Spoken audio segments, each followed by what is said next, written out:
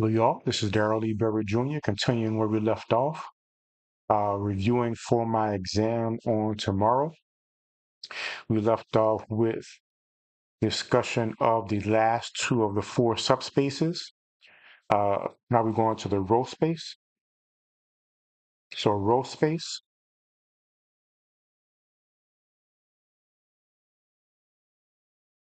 So, A is an n by n matrix. The row vectors, notice it's a capital letter,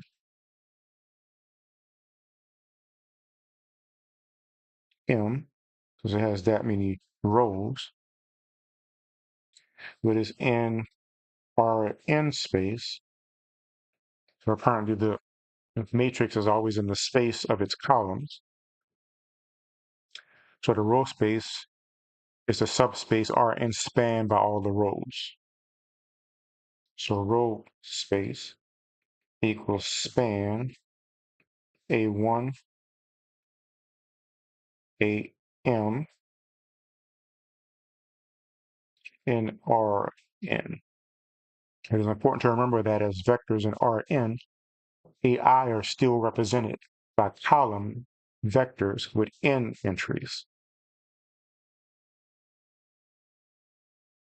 So all the rows still have n number of columns. But we continue our practice of writing vectors in parentheses when it is typographically more convenient, noting that the row space of A equals the column space of A transpose. All right, so now we're in the final space.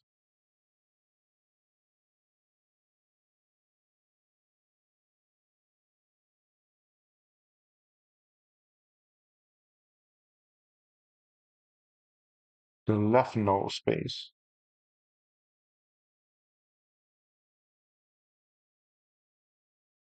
So we have left null space, row space,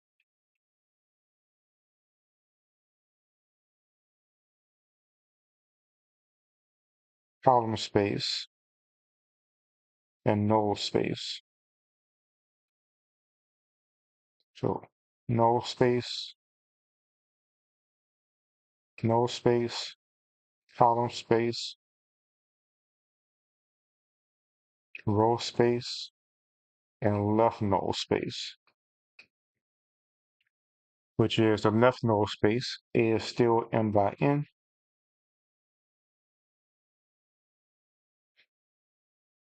Right? So the left null space is the A transpose, the null space of A transpose, such that X in Rm space, because again, actually I thought X would be in Rn. Again, that's interesting. For MN matrix, X is in Rm.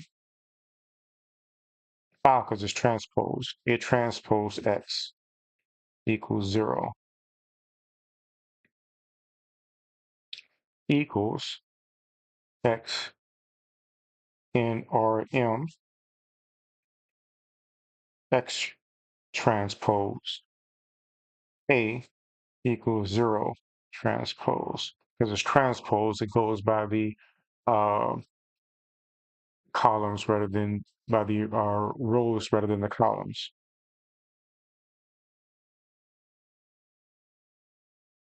Just as elements of the null space of A give us the linear combinations of the column vectors.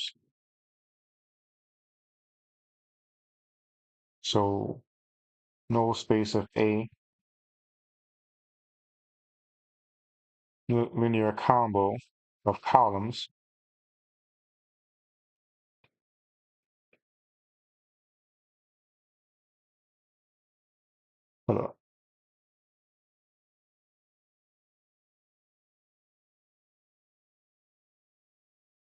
columns, left null space,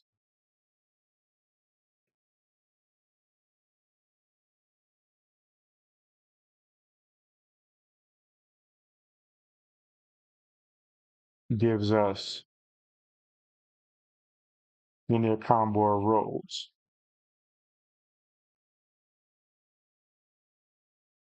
when b equals 0.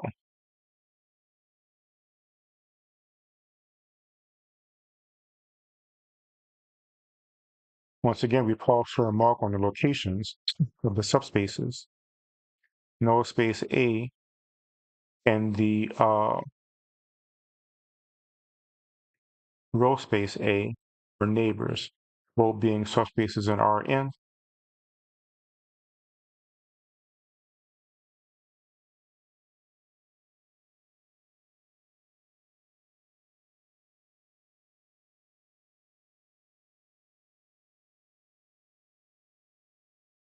Right? And the column space of A and the left null space are in Rm. The range of mu A and the domain of mu A transpose. We will soon have a more complete picture of the situation.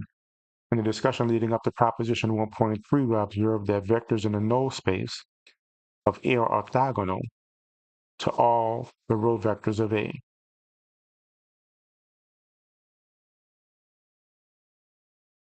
That is, NA and RA are orthogonal.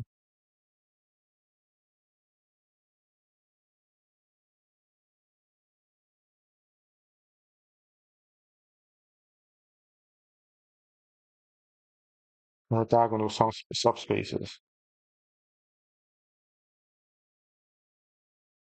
In fact, the orthogonality relationship among our neighboring subspaces will provide a lot of information about linear maps. So I imagine these are orthogonal too. Question mark. So we have proposition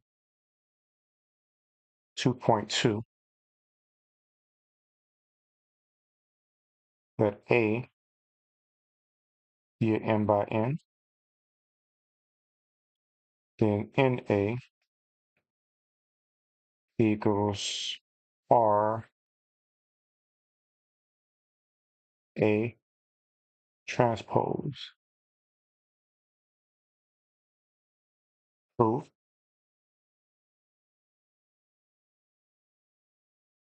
If X is in the null space of A,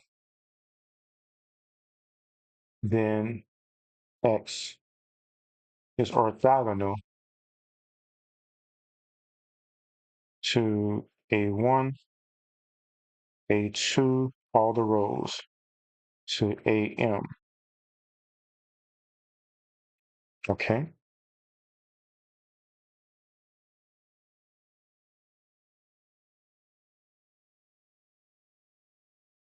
Null space of A is orthogonal to all the rows.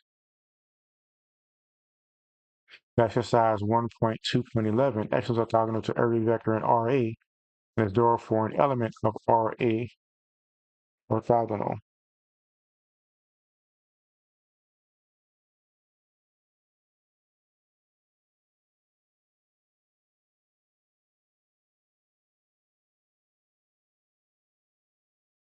Orthogonal to those. Thus, NA is a subset of RA orthogonal.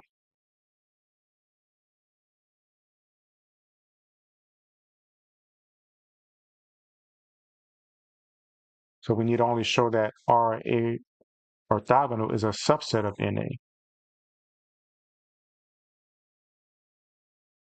to show that they're equal. So we just show that RA is a subset of NA. We show that NA is a subset of RA in return, then they're equal. We call the box on page 12. If X is in RA transpose, this means that X is orthogonal to every vector in RA.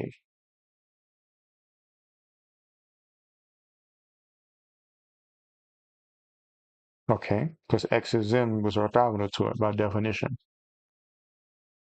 So X is orthogonal to all the rows, because those are rows. So orthogonal to A1, A2, all the way to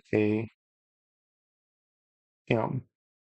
But this means that AX equals 0, so X and N is, but this means that AX equals 0. Oh, because since they're orthogonal, AX. So that's pretty much a dot product.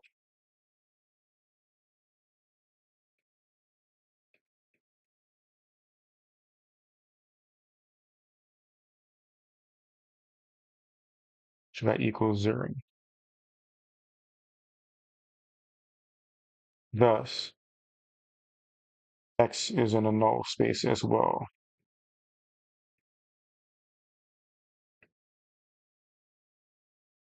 right?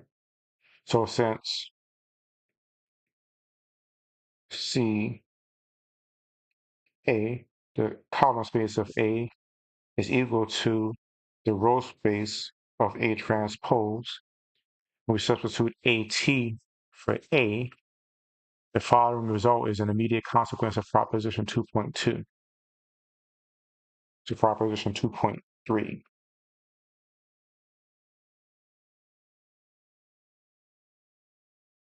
Let A still M by N, then N A transpose equals C A transpose. No perpendicular.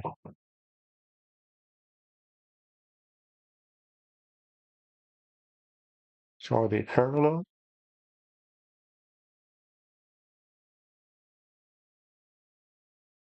Proposition 2.3 has a very pleasant interpretation in terms of the constraint equations where AX equals B to be consistent. The Cartesian equations for the column space of A. As we commented in section 1, the coefficients of such a Cartesian equation give the vector orthogonal to CA. So that's something to keep in mind. Cartesian vector is orthogonal column space of A.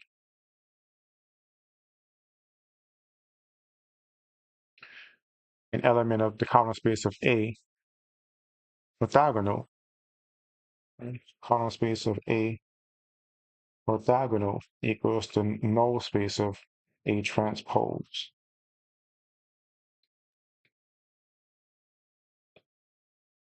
Thus, a constraint equation gives a linear combination of the rows that result in the zero vector.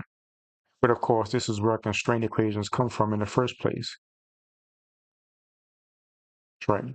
But of course, this is where the constraint equations come from in the first place. Conversely, any such relationship among the row vectors of A is an element of N, A T, and C A orthogonal, and hence the coefficients of constraint equation that B must satisfy in order for AX equals B to be consistent.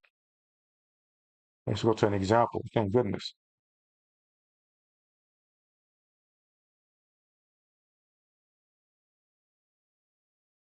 Right?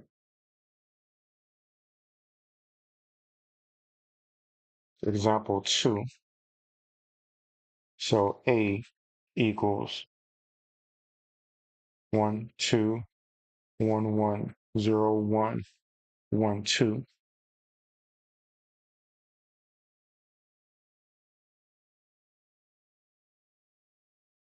And we find the constraint equation for AX equals B by row reducing, right? So we got the constraint equation. Know how to do that?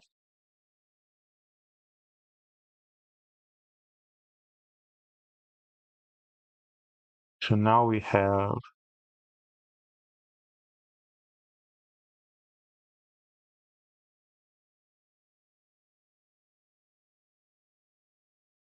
for the vectors of the constraint equation, vectors of the constraint equations.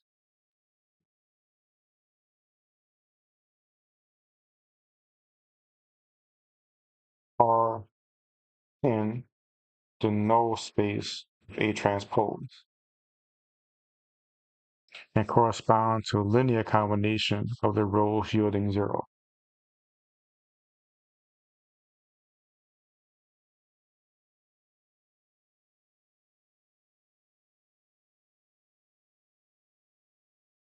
All right.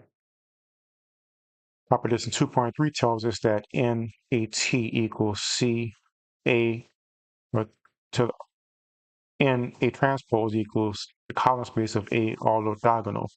And so NA transpose and CA are orthogonal subspaces.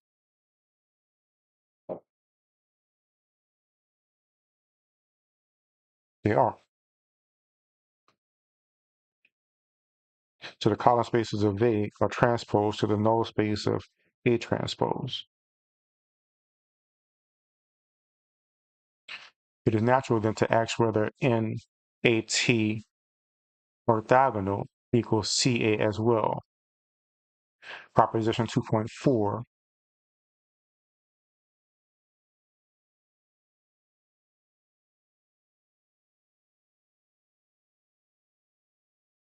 let A be an m by n matrix.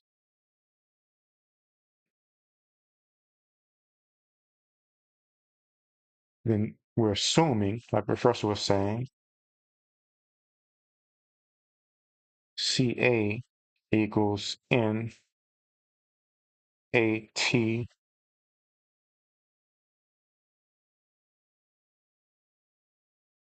orthogonal. Proof. CA and NAT are orthogonal subspaces. And do we have that here? Yep. We infer from exercises 3.1.12 that CA is in the space of NAT orthogonal. This makes sense. On the other hand, from section 5 of chapter 1, we know that there's a system of constraint equations, C1 dot B equals CK dot B equals 0. Okay. There's all the different rows of the row operations that brings for the column where the B's on the right side equals 0 inside the matrix, that gives necessary and sufficient conditions for B to be in the space of Rm, right? And belong to the column space of A. Setting V is the span of C1 through CK. In Rm, this means that CA is the transpose of V. Since each such vector Cj is an element of Ca all orthogonal, which equals the null space of A transpose, we conclude that V in NA transpose. It follows from exercise 3.1.14 that the null space of A transpose all orthogonal is in V transpose and equals the column space of A.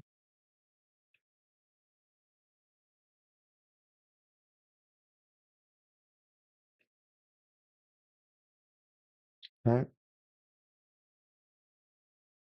Makes sense because a transpose and orthogonal basically makes NA again. Well, maybe not so much.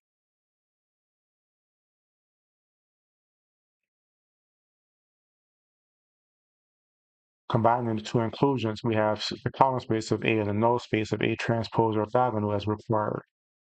Now we have proved proposition 2.4, we can complete the circle of ideas. We have the following result summarized in the geometric relations of the pairs of the four fundamental spaces. So this is definitely worth noting here.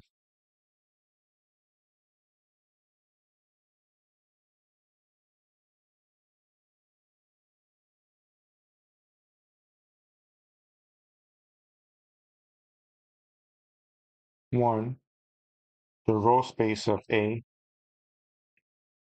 orthogonal equals the null space of A. The null space of A orthogonal equals the row space of A.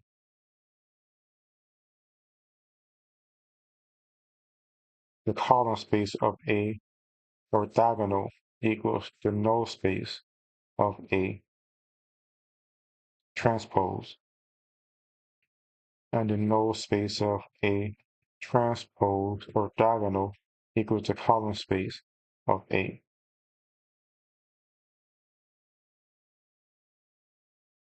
All right. All but the second are the contents of propositions 2.2 to 2.4. The second follows from proposition 2.4 by substituting AT for A. Figure 2.1 is a schematic diagram giving a visual representation of these results. So this is the row space of A. This is the null space, Rn, null space A transpose. So you can see it is right angles. So this seems like it's going to be important later. I'm not totally clear on everything. The row space, this is the column space.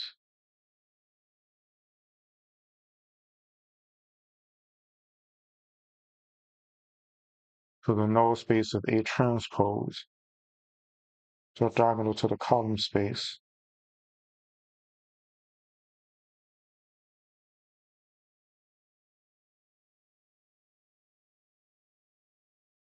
Null space of A is orthogonal to the row space, as we have here.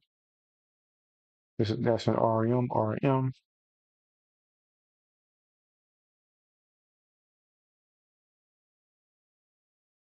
Remarks.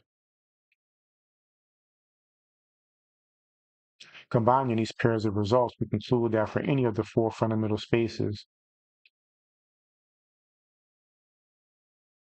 V equals RA, row space, null space, column space, and left null space. It is the case that V orthogonal equals V. If we knew that every subspace of Rn could be so written, we would have the result in general. This will come soon. Right? So this is our last example. And then we shall take a break and come back with problems, even though I don't know how I'll do on these problems here. But we'll see. Well, actually, I might still finish the last part of 1.5. Let's look for matrices whose row spaces are the plane in R3 spanned by 1, 1, 1, and 1, negative 1, negative 1, and satisfy the extra conditions given below. Note first of all that these must be m by 3.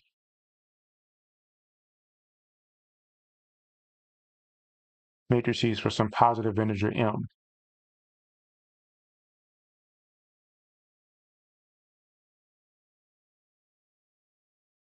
Okay, that makes sense because the vector that multiplies in is 3. So in order for them to multiply over, you have to have 3 columns. So we know the columns are 3. Suppose we want such a matrix with matrix A with 1, 2, 1, negative 1 in its null space. Remember that null space of A is the row space A orthogonal. Okay. Since the null space of A is orthogonal to the row space of A, it equals the row space of A orthogonal.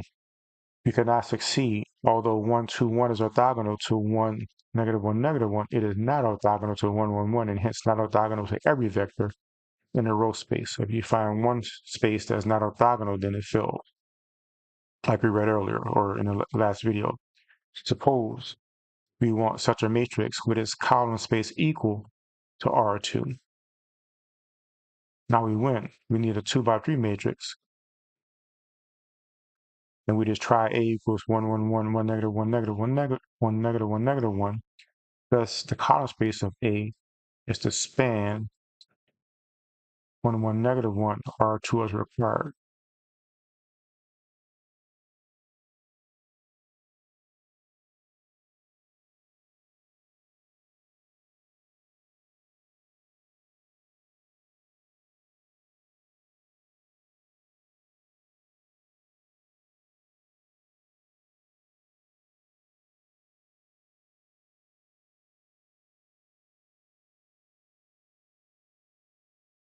So if you want a matrices whose row spaces are in the plane spanned by those vectors, you just turn those vectors sideways. That's what it's looking like. Turn them sideways to the left.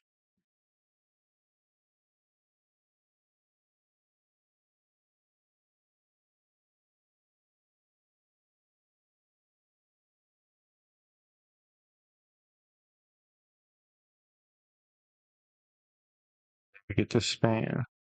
Suppose we want such a matrix A whose column space is spanned by one negative one. It seems impossible, but here's an argument to that effect. If we have such a matrix A, note that the column space of A orthogonal equals the null space of A transpose.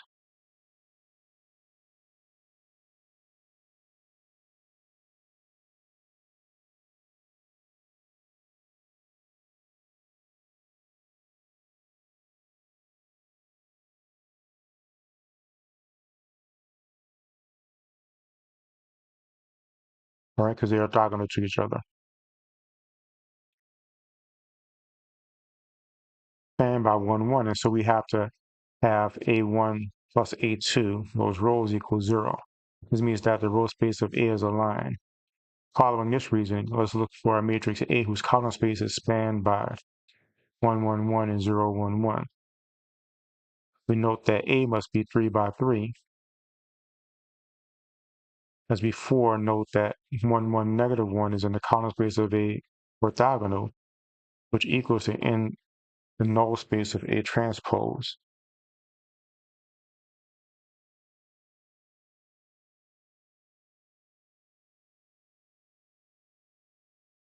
Okay? And so the third row of A must be the sum of the first two rows.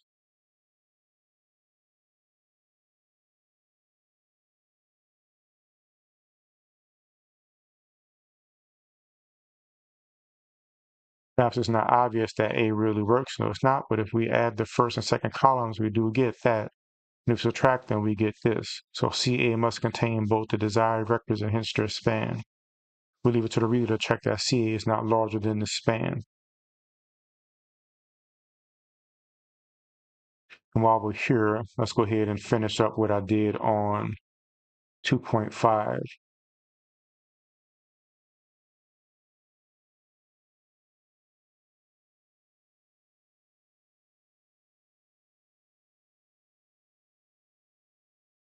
At least 1.5.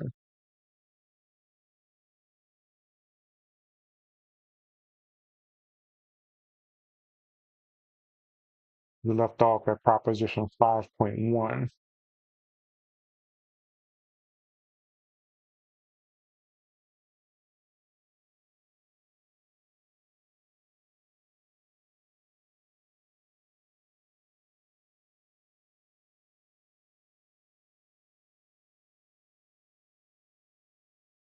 And I'll just insert to the same space here.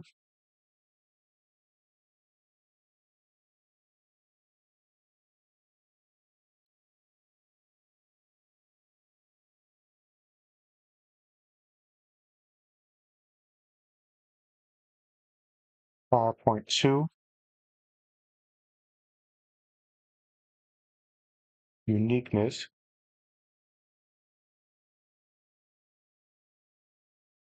and non-uniqueness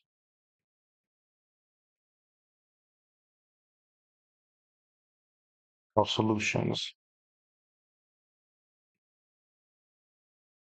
We now turn our attention to the question of how many solutions a given consistent system of equation has.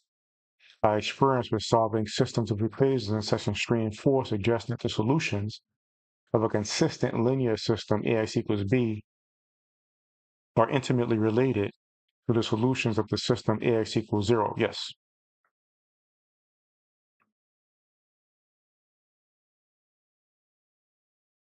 Definition.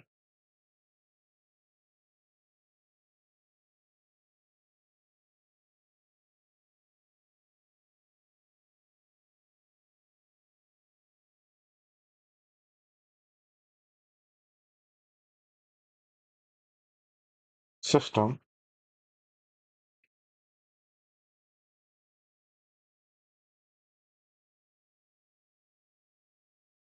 AX equals B of linear equations is called inhomogeneous.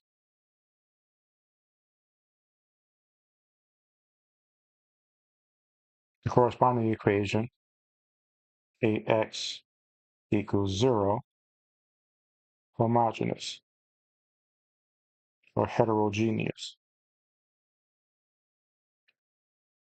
To relate the solutions of the inhomogeneous system, AX equals B, and those of the associated homogeneous system, AX equals 0, we need the following fundamental algebraic observation. Proposition 5.2.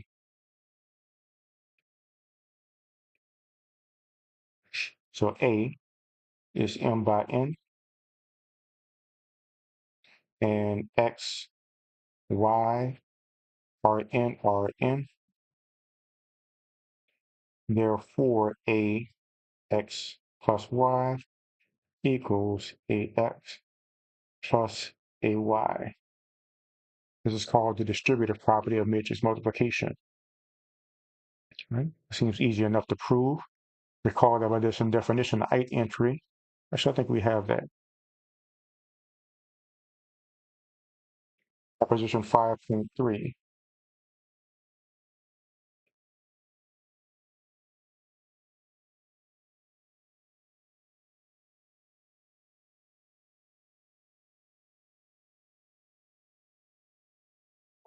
So AX equals B is consistent. That means that for every row, there's a solution. U1 equals solution.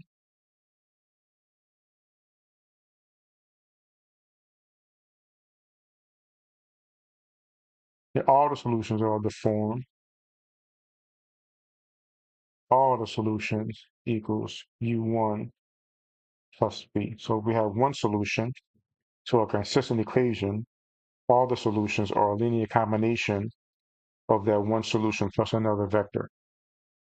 For some solution V of the associate homogeneous. So V solves AX equals 0. So that's very important. So if U1 is a solution of AX equals B, so U1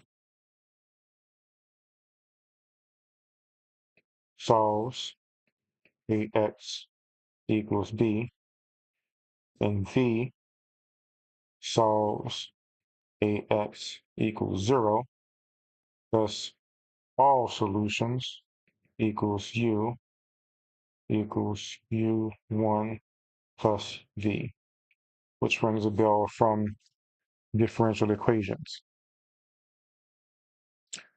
Proof.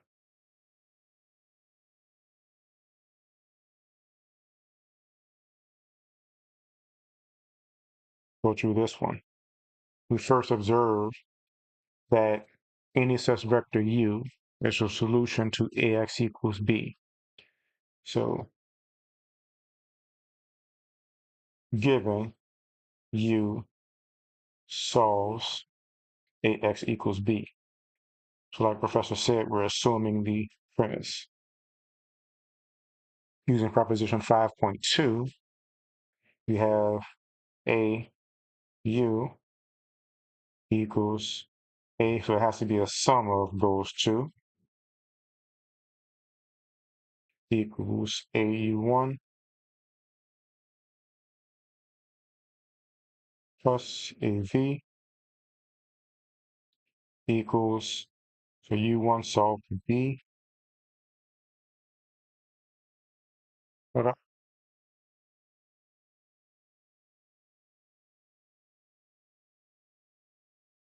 While I'm here, let me fix my share.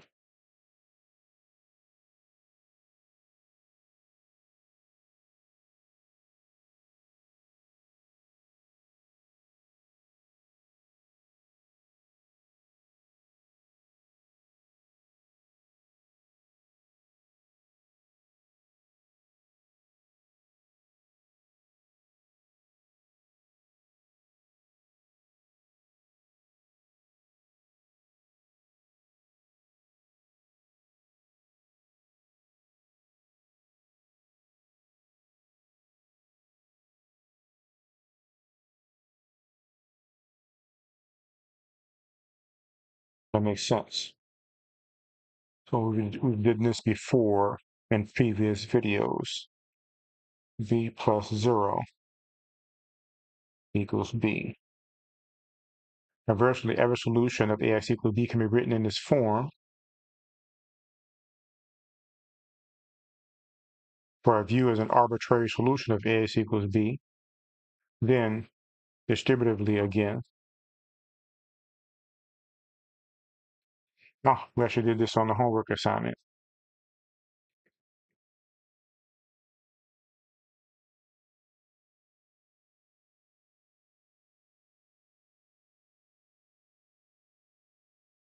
So V leads to 0.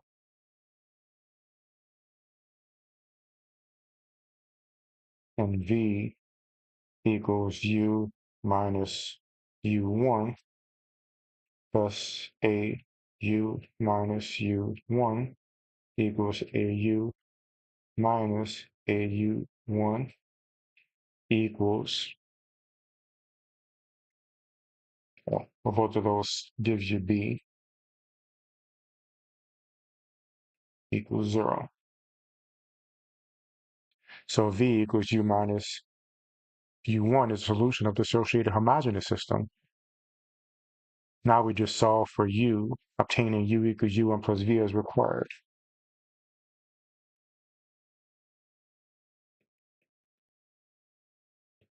So we have to remember in proofs to get the required step. Remark, as figure 5.1 suggests, when the inhomogeneous system AX equals B is consistent, there's a solution for every row.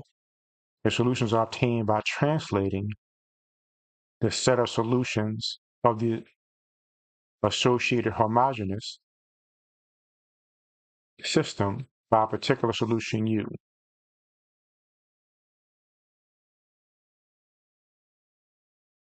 Okay? Since U lies, so U is any solution. U1 is a particular solution. So U1 plus V gets us to all the different U's. That makes sense. U1 plus V gets us to U2, U3, whatever, all the way to U. Solutions of AX equals B. Solutions of AX equals 0.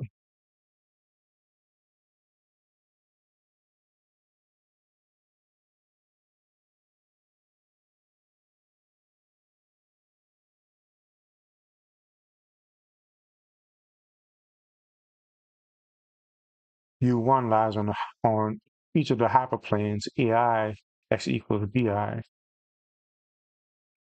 I equals 1 through M. We could translate each of the hyperplanes AI dot x equals 0, which passes through the origin, by the vector U, 1. Thus translating the intersection of the hyperplanes AI x equals 0, I equals 1 through M, and the vector U, 1, gives us the intersection of the hyperplanes AI x equals B1, I equals 1 through M, as indicated.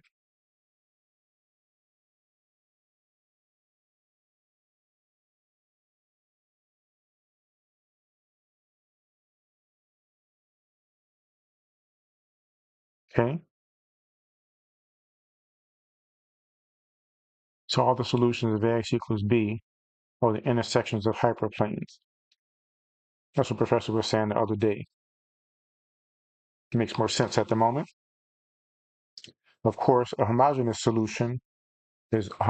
system is always consistent because the trivial solution x is 0 is always solution of AX equals 0.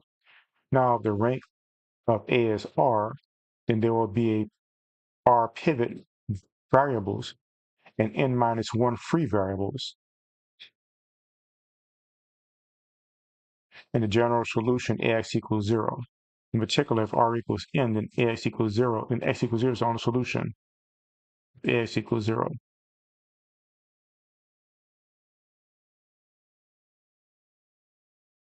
All right, because there's no 0 row.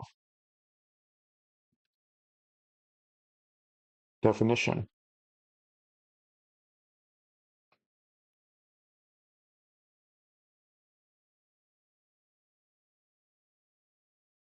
System AX equals B has only one solution,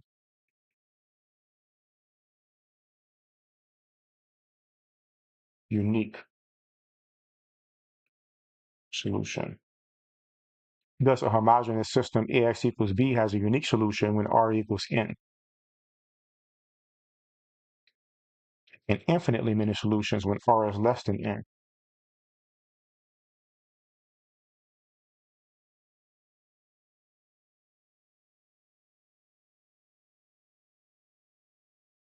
Possible to have R greater than N since there cannot be more pivots than columns.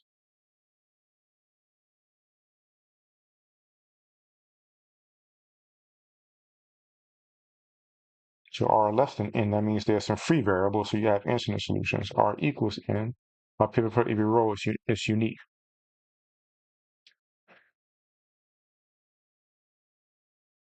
So whenever N is greater than M, there are infinitely many solutions. When there's more rows than columns, you always have a free variable.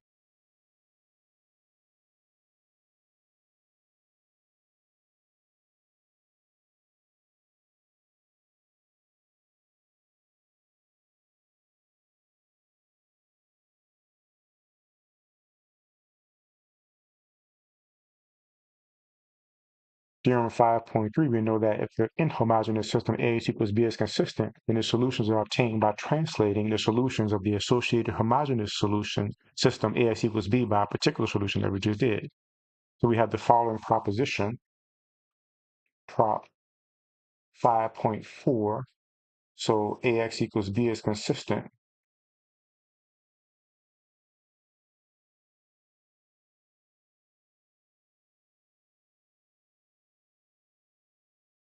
Then it has a unique solution if and only if the associated homogeneous system AX equals B has only the trivial solution because there's no zeros.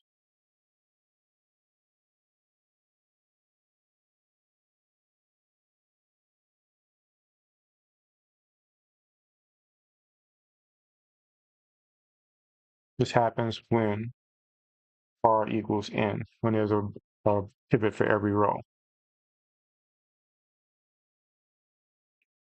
We conclude this discussion with an important special case.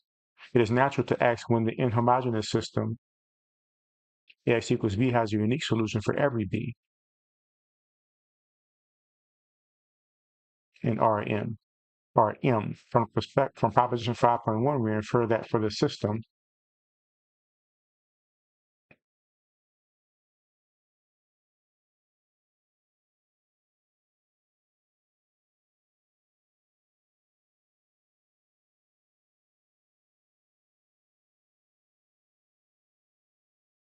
So proposition 5.1, the linear system is consistent if and only if the rank of the augmented matrix equals the rank of A. So the pivots equal the solutions.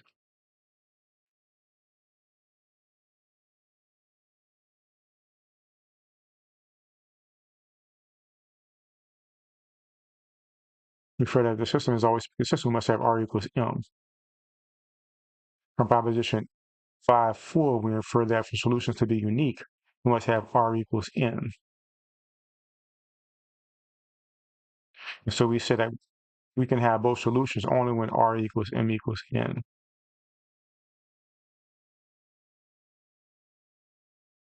Right?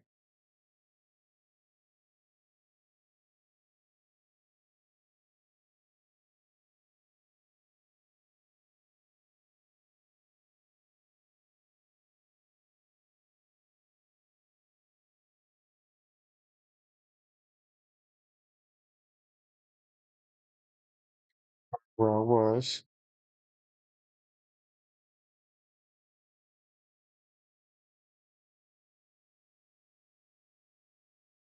Right?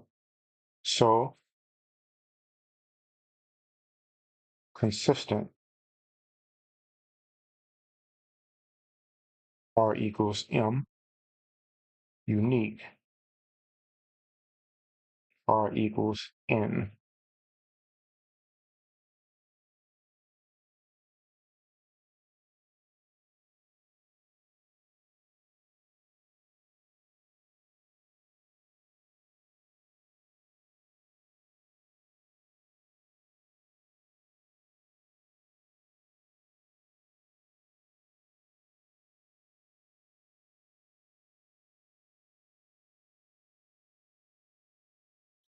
we have less rows.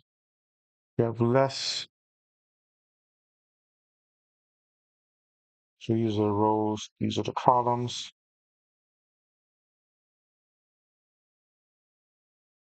We have as many pivots as we have rows, and n is less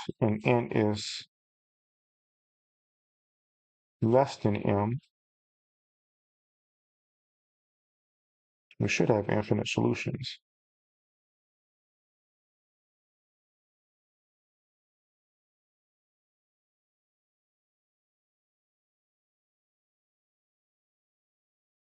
Many pivots is columns, unique solution. Pivots less than columns, infinite solutions. And the pivots can't be more than what the columns are.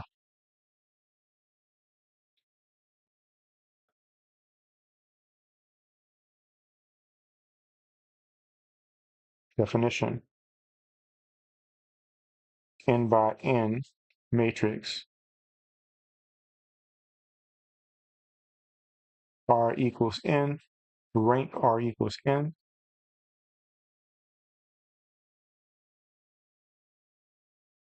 Non-singular.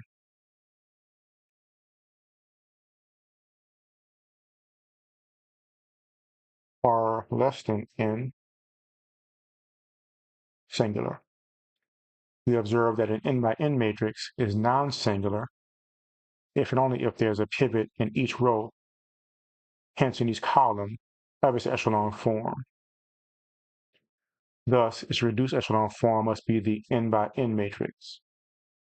It seems silly to remark that when m equals n for r equals n and then r equals m, and conversely, with the following result, which will be extremely important in the next few chapters, is an immediate consequence of this observation. So prop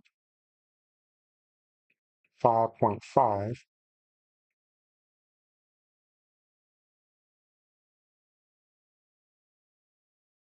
a singular equals ax equals 0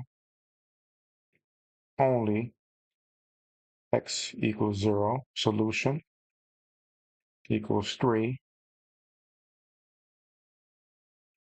for all b and rn ax equals b as unique solution, right? So what we'll do, I'm gonna come back, start working on problems. Still have plenty of time today. So I'll see if I can get you all the homework problems today and then again tomorrow. Today I'll use my notes, tomorrow I won't. This has the plan, and we'll see how this goes. So thanks for watching. Like, subscribe, comment. Make sure that you join my Discord, join my X, and I'll see y'all later today and next time.